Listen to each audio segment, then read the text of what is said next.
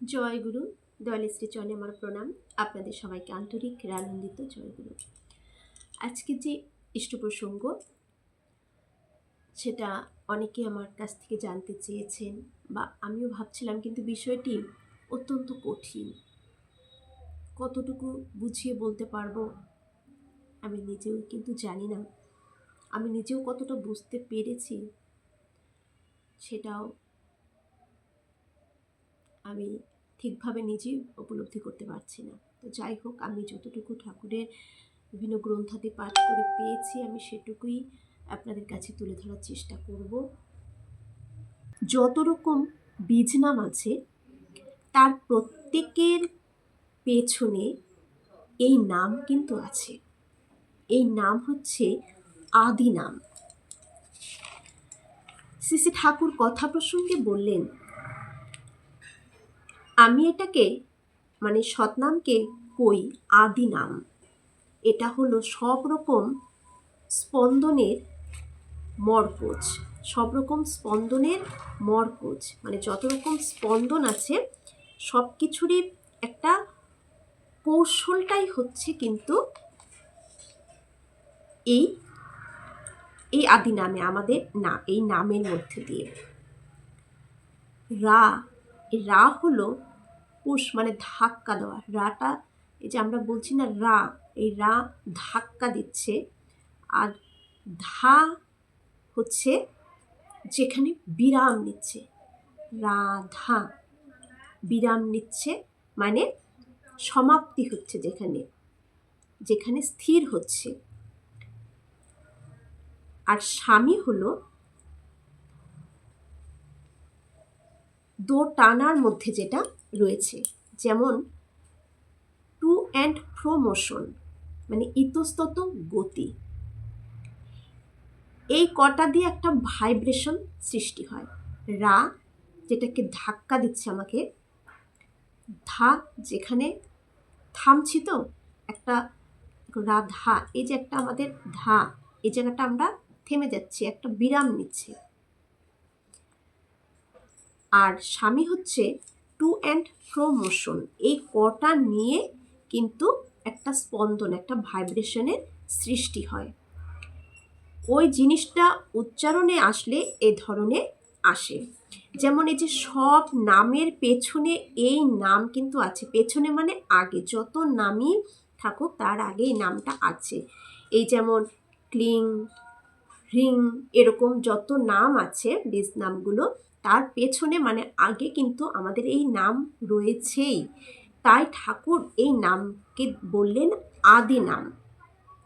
এই নাম কিন্তু কোনো শব্দ নয়, এটা হচ্ছে শব্দের প্রাণ। যত শব্দ, যত বীজ নামের যত কিছু শব্দ, সে সব কিছু যত বীজ নাম আছে সব বীজ নামের প্রাণ হচ্ছে কিন্তু আমাদের এই নাম। আমাদের যে সৎ নাম, এই নামটা হচ্ছে সব নামের প্রাণ। যত নামের শব্দ, এটা হচ্ছে সে শব্দের প্রাণ, শব্দের স্বরূপ। যে এই নাম নিজ নাম হে মন আপনি ধরলে। এই নাম নিজের নাম, এই নাম কোথাও থেকে আসেনি, এটা নিজের নাম। এই নাম ধরতে বললেন। শ্রী শ্রী ঠাকুর বললেন এই নাম হলো সর্বপ্রকার কম্পনের একটা কৌশল। সব রকম নামের যে একটা কৌশলটাই হচ্ছে কিন্তু এই নাম। এই কম্পনে কম্পিত থাকলে যে কোনো কম্পনের যে অরিজিনাল কজ যত ধরনের নামের যে কম্পনের যে আসল যে কারণটা, সেটা কিন্তু মূল কারণে চলে যাওয়া যায়, সেই কারণটা আমরা বুঝতে পারি। কারণ দেখুন, এই নাম আমাদের এই বীজ নাম যে অনবরত সর্বদা করে থাকেন, আমরা কিন্তু সেই আদিতে সে সব কিছুর আমাদের ভেতরে এমন একটা ভাবের সৃষ্টি হয়, এমন ভেতরের স্বচ্ছতাটা এতটাই সুন্দর হয়, এতটাই এই নামের ভেতরে আমাদের ভেতরে পরিষ্কার হয়ে যায় যে আমরাই কিন্তু সবাইকে একরকমভাবে দেখতে পারি। আমাদের ভেতরে কোনো বিভেদ সৃষ্টি হয় না। কেন? কারণ এই নামের ভেতরে এতটাই যে পাওয়ার, এই যে ঠাকুর বললেন না যে অরিজিনাল কসে চলে যাওয়া যায়। এই কম্পনে কম্পিত থাকলে যে কোনো কম্পন মানে যে কোনো নামের কম্পন, যে যেই নামে বীজ নাম দিয়ে থাকুক, সৎনাম দিয়ে থাকুক, কিন্তু এই নাম যে করবে সে কিন্তু মূল কারণে চলে যেতে পারে। কেউ যদি আগে অন্য নাম নিয়ে থাকে তবে এ নাম আগে করে অন্য নাম পরে করলে যে গতিটা কষ্টটা থাকে সেটা কিন্তু এর দিকে যাচ্ছিল, তা ফলের দিকে চলে যাবে, ক্ষতি হবে। তাই ঠাকুর অনেক জায়গায় বলেছেন যে যদি আমরা অন্য কোনো নাম করি সেই নামটা যেন আগে করে তারপর আমাদের এই নামটা যেন শেষে করা হয়। এই নাম করার পরে অন্য নাম করলে কিন্তু ক্ষতি হবে, আমাদের যে লাভটা আমরা পাবো সেই লাভটা কিন্তু আমাদের হবে না। তাই এই নামটা করার পর আর কোনো নাম করা যাবে না। যদি কারো অন্য কোনো নাম করার ইচ্ছে থাকে বা কারো কিছু পাওয়া আছে সেটা সে করে, তাহলে সেই নামগুলো আগে করে নিয়ে শেষে গিয়ে কিন্তু আমাদের এই নামটা, যে বীজ নামটা, সেটা কিন্তু শেষে করতে হবে। এই যে র, এই যে রটা, এই র উচ্চারণে কি হয়, ঊর্ধ্বা পর্যন্ত যায়, মানে আমাদের তালুতে লাগে। র র, এই যে আমরা র র করছি এটা আমাদের তালুতে লাগছে, তাই তো। ধ, রর পরে যে ধ, যা অন্য কোনো নামে হয় না। ধ, ধ যে করছি, এই যে উচ্চারণটা হচ্ছে ধ হচ্ছে, মানে এই যে র যা উচ্চারণে আমাদের তালুতে লাগছে, একটা কম্পনের একটা কিন্তু সৃষ্টি হচ্ছে। আর ধ এর কোনো নামে আর হয় না। এই যে ধ ধ করছি, যে এই যে ধ উচ্চারণটা যেটা করছি আমরা, এটা কিন্তু স্টপেজ মানে স্থগিত, থামিয়ে দিচ্ছি, ধ থেমে যাচ্ছে। তাহলে র ও ধয়ের পরে আসলো কি আ, তাই তো, রাধা, তাহলে আ আসলো। আ দিয়ে এই যে আমরা র ও ধয়ের পরে যখন আ দিয়ে এই যে উচ্চারণটা আমরা করছি, বারবার করছি, এই বারবার করাতে কি হচ্ছে যে এই তরঙ্গ, যে তরঙ্গর সৃষ্টিটা হচ্ছে, মানে প্রথম যে ওয়ার্ডটা সেটা যখন, এটা যখন বারবার বলছি, এই যে তরঙ্গগুলোর একটা অবিরাম ধারাবাহিকতা, একটা অবিরাম ধারাবাহিকতা চলতে থাকে। এই তরঙ্গগুলোর পরপর একটির পর আরেকটির আগমন হয়। এই তরঙ্গগুলো যখন আমরা বারবার এই নামটা রিপিট করছি তখন এই যে তরঙ্গ, যে একটা কম্পনের সৃষ্টি হচ্ছে, সেটা একটির পর আরেকটি কিন্তু মানে আগমন আসছে, একটির পর আরেকটি তরঙ্গ সৃষ্টি, মানে একটা তরঙ্গের মধ্য দিয়ে চলছে। আর এই যে স্বামী, তারপর আসছে স্বামী, এদিক ওদিক দুলতে থাকা মূল গতি। এদিক ওদিক দুলতে থাকা, স্বামী মানে হচ্ছে কিন্তু পরম পুরুষ, পরম পুরুষ মানে হচ্ছে কিন্তু স্বামী। আর রাধা আর সুরত কিন্তু আলাদা নয়, রাধা যা সুরতও কিন্তু ওই তাই, একজনই। সেই সুরত ওপর থেকে নিচে যেটা আসছে দয়াল ধাম থেকে। এই যে আমাদের ওপর থেকে নিচে আমাদের যে মেরুদণ্ডের মধ্যে বিভিন্ন স্তরগুলো রয়েছে, যে এক একটা যে স্তর রয়েছে, সেটা ওপর থেকে নিচে যেটা দয়াল দেশ থেকে আসছে সেটাই কিন্তু ধারা, যেটা যে ধারা যে ওপর থেকে আসছে সেটাই যখন উপরমুখী হয় তখনই সেটা হয়ে যায় রাধা। আর স্বামী এদিক ওদিক দুলতে থাকা মূল গতি, যেমন গাড়ির পিস্টন যেমন টু অ্যান্ড ফ্রো চলে, ঠিক তেমনটাই। যেমন জলের ওপর ঢিল পড়লে, আমরা যদি একটা পুকুরে জলের মধ্যে একটা ঢিল দিই, ঢিলটা দেওয়ার পর যেমন আপ অ্যান্ড ডাউন একটা মুভমেন্ট হয়, তাই তো, জলটা ঢিলটা পড়ার পর একটা আপ অ্যান্ড ডাউন একটা মুভমেন্ট হয়। আবার যেমন একটা ঘন্টা বাজালাম, যখন ঘন্টাটা বাজানো হলো, প্রথম হলো টু অ্যান্ড ফ্রো মুভমেন্ট, এদিক ওদিক দুলতে থাকার যে গতিটা, একটা যখন ঘন্টাটা বাজলো, ঠিক কিন্তু এই যে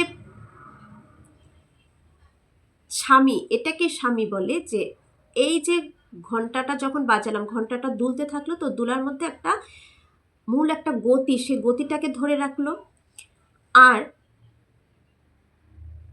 প্রথমটা হলো টু অ্যান্ড ফ্রো মুভমেন্ট, আর তার ভাইব্রেশনটাই হচ্ছে কিন্তু শব্দ, তার যে একটা ভাইব্রেশনটা আসছে, প্রথমে দেওয়ার পর আমাদের একটা মুভমেন্ট হচ্ছে তো ঘন্টাটার মুভমেন্ট হওয়ার পরে সেখান থেকে যে একটা ভাইব্রেশন আসছে, সেটাই হচ্ছে কিন্তু শব্দ। তাহলে ঠিক এই যে স্বামী আমরা উচ্চারণ করছি, এই স্বামীটা বুঝে নিতে হবে, স্বামীটা এমন একটা ঘন্টার মতন, ঘন্টাটা যেমন বাজানোর সাথে সাথে দুলছে, স্বামীও এদিক সেদিক দুলছে ঠিকই, কিন্তু মূল গতিকে ধরে রাখছে। আর সেখান থেকে যে শব্দ, যে র ধ যে আ আমরা উচ্চারণটা করছি, সে মূল গতিকে যে ধরে রাখছে এই স্বামী, এদিক ওদিক দুলতে থাকা মূল গতি, এদিক ওদিক দুলতে থাকা মূল গতি হচ্ছে স্বামী, আর স্বামী হচ্ছে পরম পুরুষ। তাই প্রথমটা যেন স্বামী, পরেরটা যেন রাধা, প্রথমটা যেন স্বামী, পরেরটা যেন রাধা। তাহলে প্রথমটা কি হলো? টু অ্যান্ড ফ্রো মুভমেন্ট, মানে যেটা দুলছে, তাহলে এটা হচ্ছে স্বামী। আর পরেরটা যে ভাইব্রেশন, যে শব্দটা, ভাইব্রেশন হলো শব্দ, যে ভাইব্রেশন যে শব্দটা, সেটাই হচ্ছে রাধা। ঠাকুর এটা আলোচনা প্রসঙ্গের 19তম খণ্ডে কিন্তু বলেছেন। আমি হয়তো পুরোটা ভালো করে বোঝাতে পারিনি, আপনাদের কাছে বই যদি থাকে আপনারা এটা বুঝে নিতে পারেন পড়ে আরও সুন্দর করে। তাহলে যেমন ঘন্টাটা বাজানোর সাথে সাথে ঘন্টাটা দুলছে, সেখান থেকে যে ভাইব্রেশন শব্দটা হচ্ছে, তাহলে দুলছে সেটা হচ্ছে স্বামী, যে ভাইব্রেশন শব্দটা আসছে সেটা হচ্ছে রাধা। তাহলে প্রথমটা স্বামী, পরেরটা রাধা। আর রাধা যা, সুরত কিন্তু তাই।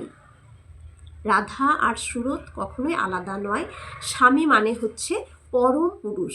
তাহলে যে পরম পুরুষ, তাকে আমরা ধরে নিব যে ঘন্টাটা দুলছে, সে হচ্ছে পরম পুরুষ। সে এদিক থেকেও আমাদের ধরে রাখছে, এদিক থেকেও ধরে রাখছে, সেইখান থেকে যে ভাইব্রেশন শব্দটা আসছে সেটাই হচ্ছে রাধা।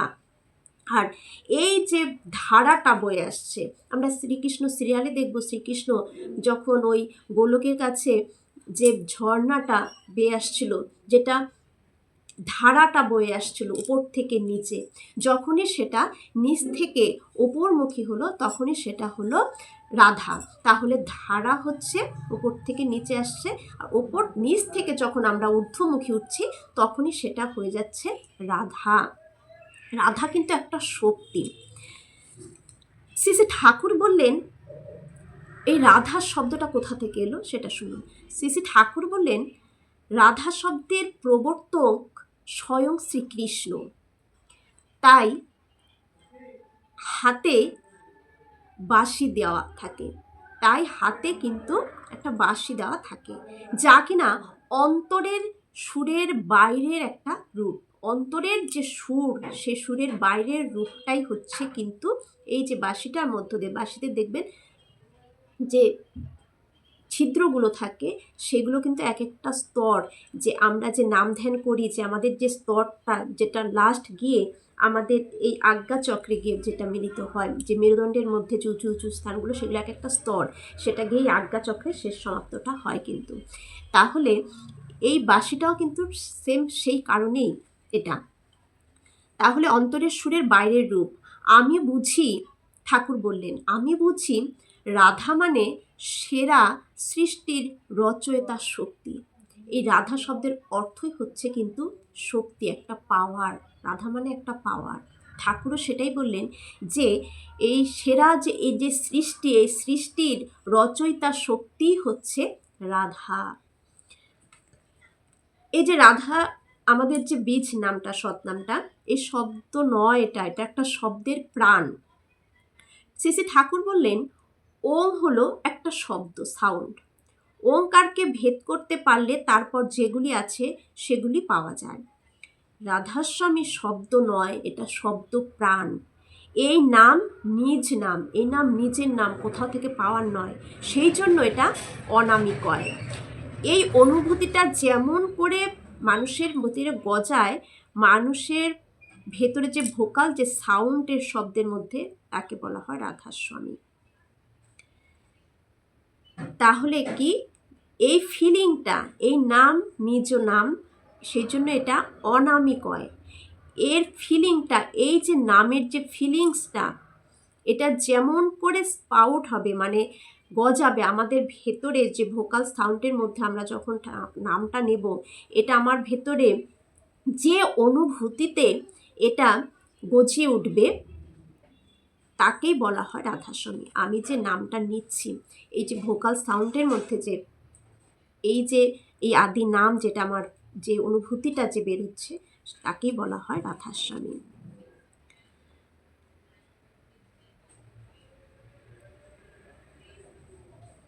এটা বিশ্বের কেন্দ্রীয় জীবন হিসাবে ফিল অনুভব করা যায়, যাকে বলা যায় কারণ স্পন্দন। আর সুরত কি? সুরত ঠাকুর বলেই দিলেন, স্বামী রাধা যা সুরতও কিন্তু ঠিক তাই। সুরত, এক দাদা জিজ্ঞাসা করলেন ঠাকুরকে, সুরত মাঝে মাঝে চারা দিয়ে ওঠে। শ্রী ঠাকুর, সুরত মানে একটা যোগাবেগ, একটা যোগাযোগ, একটা পুরুষ ও নারীর পরস্পরের চাহিদার মধ্য দিয়ে, পুরুষ নারীর যে পরস্পরের যে একটা চাহিদার মধ্য দিয়ে যে স্পার্ম অ্যান্ড ওভার মানে শুক্রাণু ও ডিম্বকোষের যে মিলনের ভেতর দিয়ে যে যোগাবেগের সৃষ্টি হয়, পুরুষ নারীর যে চাহিদার, পরস্পরের চাহিদার মধ্য দিয়ে কিন্তু এটা দুজনের চাহিদাটা সমান থাকার মধ্য দিয়ে যখন শুক্রাণু এবং ডিম্বকোষের যে একটা মিলনের ভেতর দিয়ে যে যোগাবেগের সৃষ্টি হয়, এই যোগাবেগ আমাদের মধ্যে আছেই। ওটার মধ্যে দিয়ে যে যোগাবেগটা সৃষ্টি হয়, এই যোগাবেগটা কিন্তু আমাদের মধ্যে আছেই। সেটা তুমি ভালোর দিকেও চালাতে পারো, খারাপের দিকেও আমরা চালাতে পারি। আমাদের ভেতরে সব সময় এই যোগাবেগটা কিন্তু চলছেই। সেটা মানে একটা উদাহরণ দিল যে পুরুষের নারীর যে চাহিদার মধ্য দিয়ে যে শুক্রাণু ও ডিম্বকোষের যে মিলনের ভেতর দিয়ে যে একটা যোগাবেগ সৃষ্টি হয়, এই যোগাবেগটা আমাদের ভেতরের অন্তরে সব সময় রয়েছে। এখন আমার উপর নির্ভর করবে এটাকে কি আমি ভালোর দিকে নিব নাকি খারাপের দিকে নেব। যেদিকে নিব সেরকমই হয়ে উঠবে। তাই এই ইষ্টের সাথে, সতের সাথে, ঊর্ধ্বের সাথে যদি আমি যুক্ত থাকি, তবেই আমার এই যোগাবেগটা কিন্তু ঊর্ধ্বমুখী হবে, ভালো হবে। আর এই যে ঠাকুর বললেন, সেটা তুমি ভালোর দিকেও চালাতে পারো, খারাপের দিকেও চালাতে পারো। আর ভালো মানেই সৎ, ভালো মানেই ইষ্ট।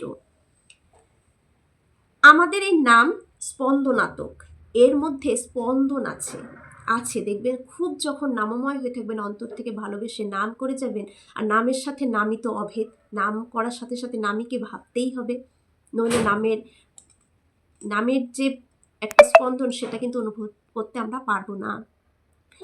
এই নাম করলে জীবনী শক্তি বেড়ে যায়। আমরা যেমন শরীরের ব্যায়াম করি, এটা হলো একটা জীবনের ব্যায়াম। যেমন শরীরের জন্য আমরা ব্যায়াম করি, ঠিক লাইফ আমাদের যে জীবন, সেই লাইফের এক্সারসাইজ হলো কিন্তু এই নাম। এই হলো কথা, আমি যা বুঝি, করো ভালো হবে। এছাড়া আর কোনো ভালো হওয়ার উপায় নেই। ভজন মানেও তাই আশ্রয় করে সেবা করা। তাই ঠাকুর বললেন, আবার আরেক জায়গায় আরেকজনকে বললেন ঠাকুর, যে ধর্ম বুঝি না, আমি যা বলি তাই করো, তাতেই হবে। ধর্ম এত কিছু না বুঝে ঠাকুর যখন এই বীজ নাম আমাদের দিয়ে গেছেন, এই সৎ নাম, এত আদি নাম দিয়ে গেছেন, এত কিছু চিন্তা না করে আমরা যেন এই নামটাই করে যাই শুধুমাত্র, তাতেই হবে। আমি একেবারে অকাট্য মুখ্য, কোনো ধর্মগ্রন্থ পড়িনি, রাধাস্বামী মন্ত্রের কোনো বইও পড়িনি। আমার মা ওখানে দীক্ষিত ছিলেন, তিনি পড়তেন, আমি শুনতাম। বইয়ের মধ্যে আমি একখানা মাত্র বই পড়েছি। আর এই যা সব আমার ওইভাবে চলার মধ্য দিয়ে প্রত্যক্ষ একটা জ্ঞান। তাই ঠাকুর যখন আমাদের এই নাম দিয়েছে, আমরা নানান রকম প্রশ্ন না রেখে, জানা আমাদের অবশ্যই ভেতরে চাহিদা থাকে, যাকে ভালোবাসি, যা নিয়ে চলছি সারাক্ষণ, তার বিষয়ে কিছু জানতে খুবই ইচ্ছে করে, তাহলে সুরত আর রাধা একই। যা আসে সেটা হচ্ছে দয়াল ধাম থেকেই, কিন্তু দয়াল দেশ থেকেই এই সুরতের ধারাটা কিন্তু আসে। এই যে সুরতের ধারাটা, সেই দয়াল ধাম বলুন আর গোলক বলুন, সেখান থেকে এই ধারাটা আসে।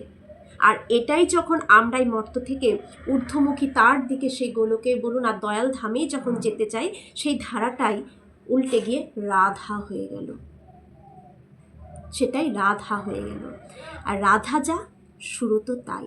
সুরত একটা যোগাবেগ যা আমাদের ভেতরে সব সময় চলে।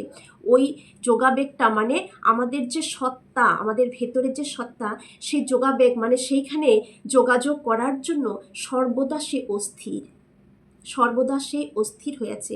এখন এই সত্তার যোগাযোগটাকে আমি সেই ঊর্ধ্বমুখী সেই ধামে নিয়ে যেতে চাই, নাকি নিম্নমুখী সেই নরকের পথে নিয়ে যাই, পুরোটা আমার উপর। তার সাথে যুক্ত থাকুন। তিনি যেভাবে ঠাকুর লাস্টে বললেন না, অত কিছু বুঝি ঠুঝি না, ধর্ম বুঝি না, যেটা আমি কই সেটা করে যাও, ভালো হবে, সেটাই যেন আমরা করে যাই। জয় গুরু।